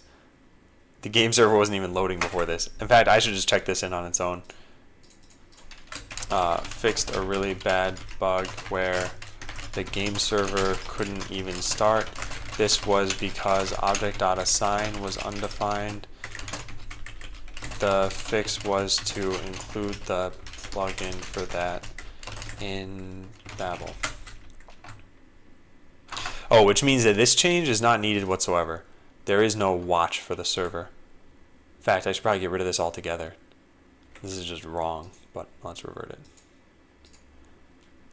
And is that the only part of this that needs to be checked in for that? Yeah, the rest of this is all the bug fix that I have. Okay, there we go. And one more. We just don't check in the simulation server, but the rest of this is all real code. Good and good and good. Good. Good. Fixed a bug where the team scores were not being set correctly upon joining a real game server. This was because, well, I had just never done this. The fix was to send out a finished sending world state constant message to the client so that the client itself could compute the team scores to display. Alright, let's push, because I don't like losing code.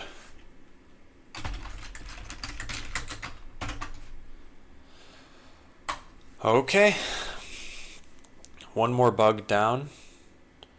Yep, there we go. So that's done. Get rid of this. When a new match starts, shared variables should be deleted. This is not super important. It's not trivial either, though. Like, shared variables are right here. There should be some dispose function on players. When a player is removed, their shared variable should be deleted. Yeah. So let's write a dispose function here. In fact, should there be something for shared player? Color, name, buffs. Maybe we make a dispose function here. Is this even necessary?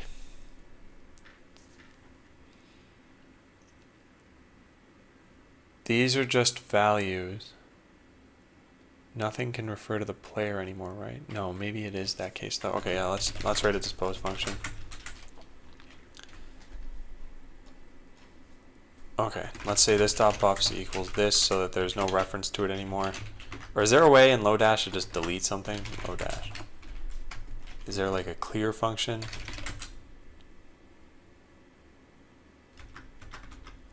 What was that, Orangey? Aha! Orangey is here. And very subtly change the colors of it. Oh, well, no, that's not so subtle. Welcome back, Orangey. Alright, so is there a clear function? Clear. Wait, is this... What's going on here? It looks like there is. What is this? No, there isn't. Okay, what about delete? No. Empty? Is empty? No. Oh well, that's fine. We can just remove the buffs or even set it to null. Yeah, a disposed player should never be used. So let's just set them to null. And that's actually it for this. This is called when a player is deleted. A disposed player should never be used again. Now let's do what we did before and have some defensive coding here. We'll say this dot disposed equals true. And here we can say this dot disposed equals false. And this is a Boolean true if this has been destroyed already. And so in the server player, what we can do is we can have a disposed function that first calls super.dispose and then gets rid of all of this other stuff. So we can set the shared variables to null here. We can set really everything.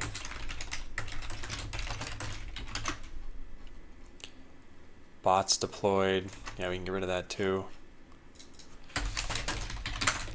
Alright, now there is some place where we finally remove players from the leaderboard. That's at the end of the match, and it's the game server that handles this. Right here, delete offline players. We go through all the players, and we route that they were deleted, and then we do, well, the player depot should delete them. This is not right. Because delete offline players, I feel, excuse me, delete offline player should probably, it calls remove player. I think that's what should dispose it too.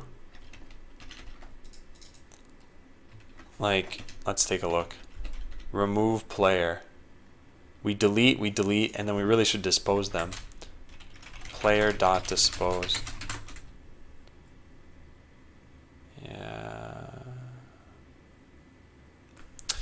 Yeah. Also, what is, something was spamming the console earlier. What is this? No, it's not here. Maybe it's in the offline mode? Something's screwed up. Oh, I think it's when I press. No, it's this. Yeah, where is this coming from? Where do I print the code? Just stupid. Just stupid. Let's take a look. Print. Yeah, this. Get rid of that. Stupid spammy interface. Okay. So we can get rid of this stuff now too. So the entire change, if I say diff all, should just be the, what, couple of lines? Yeah, dispose, dispose, dispose, dispose. Yeah. Okay. So let's refresh and test out the spamminess and make sure that that's gone. So when we deploy something from Blockly, good. Yeah, it's not spammy anymore. All right, fixing tons of bugs. So here, Blockly no longer outputs the code. When deploying a bot via Blockly, the code is no longer outputted to the console. There we go. Next, we check in that other fix. So we just don't want that. And we should mark this as an override. Whoops. Okay, that was weird. Good. And this is all fine too. This is fine too. So, players are now disposed when they are removed from the player depot. The only instance where this currently happens is in between matches on a game server when a player is considered to be offline. I just thought of something. I don't know if this is going to screw up. If we go to game server, the way that this works is we delete offline players.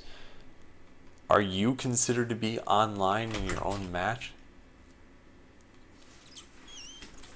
That's a good question. So let's go into shared player depot. A player is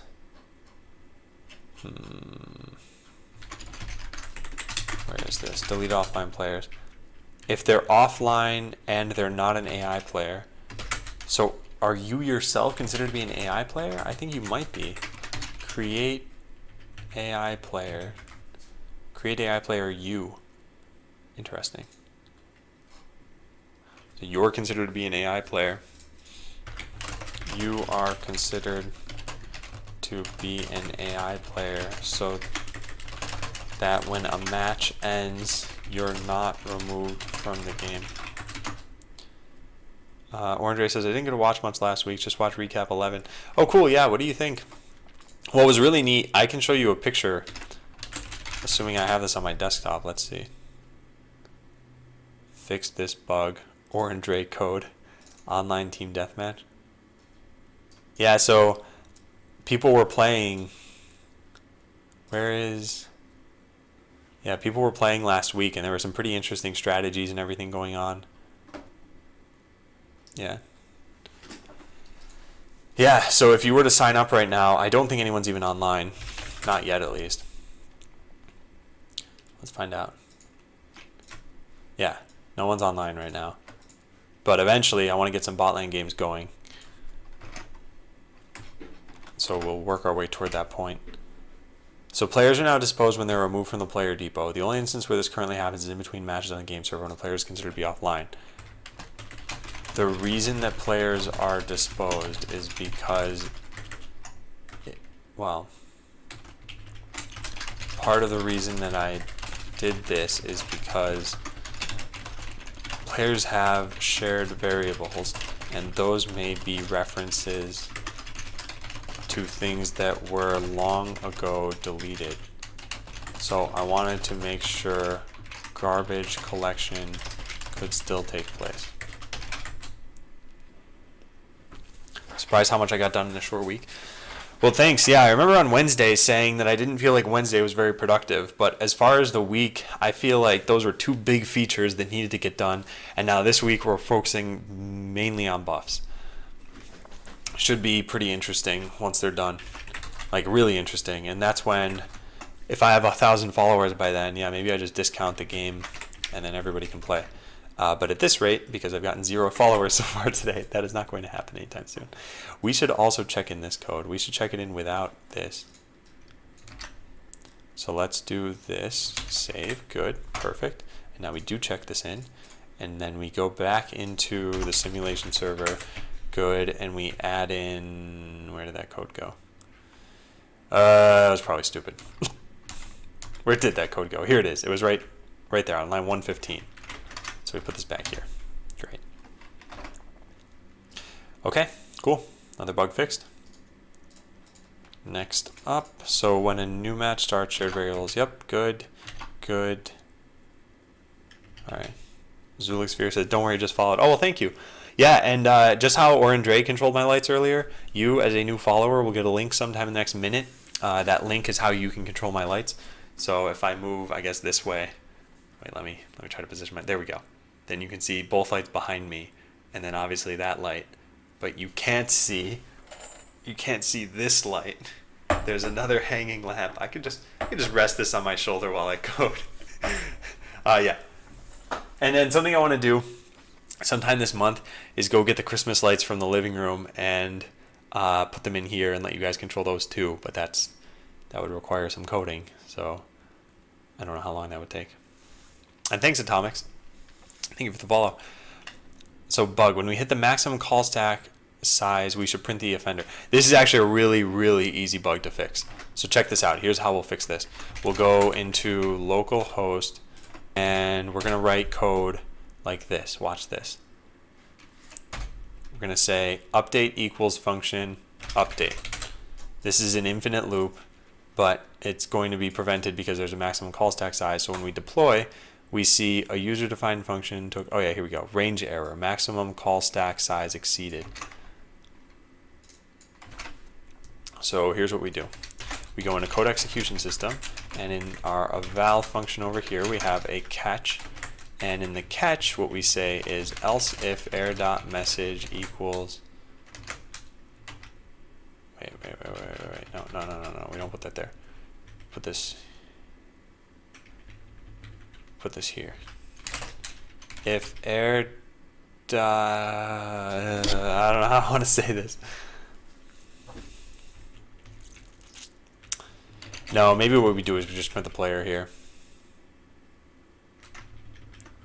Error running function named owned by this dot active bot owner. Yeah, that's what we're gonna do. So now let's change this around.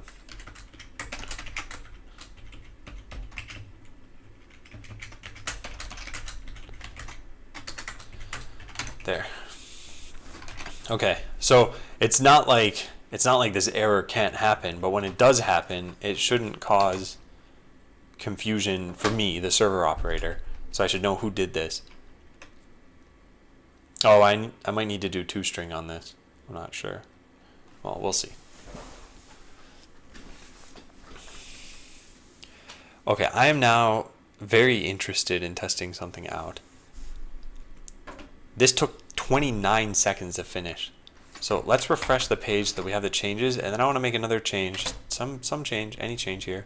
We hit that, and I want to see how long that takes. Now while that's working, let's also deploy one of these bots, and now in the console we should see, yeah, error running update owned by player, ID equals 0, team equals 1, name equals you, range error, maximum call stack size exceeded. Great.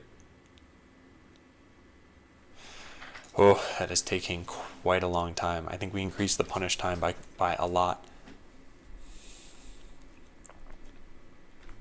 Yeah. Yeah, I think punish time. We're going to make it so that if you write code like that, yeah, this thing right here. Okay, good. And yeah, how long did this take to do? Okay, it took 15 seconds that time. So here's what I want to test out. How much are comments hurting me right here? Like, let's save off all of this over to here. And let's say I just deleted comment lines like manually. And I'm not gonna do all of this. I just want to delete some of the larger blocks here and take a look at how this has an impact on code generation. Because this really totally should ignore comments. I don't know why it would take so long. Where else do we have this stuff? Are there any other major comment blocks here? Yeah, actually there are lots of them. We need to get this so that it's lower than 100 kilobytes. It's 106 right now. Yeah, where are the largest comment blocks?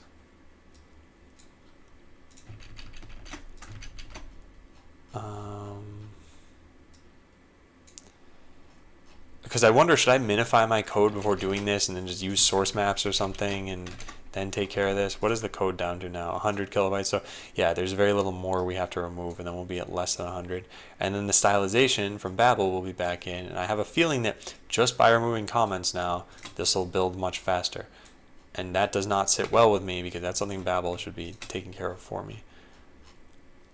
But I don't even know if that's true yet. So this is why we're doing this. Is there any other like major?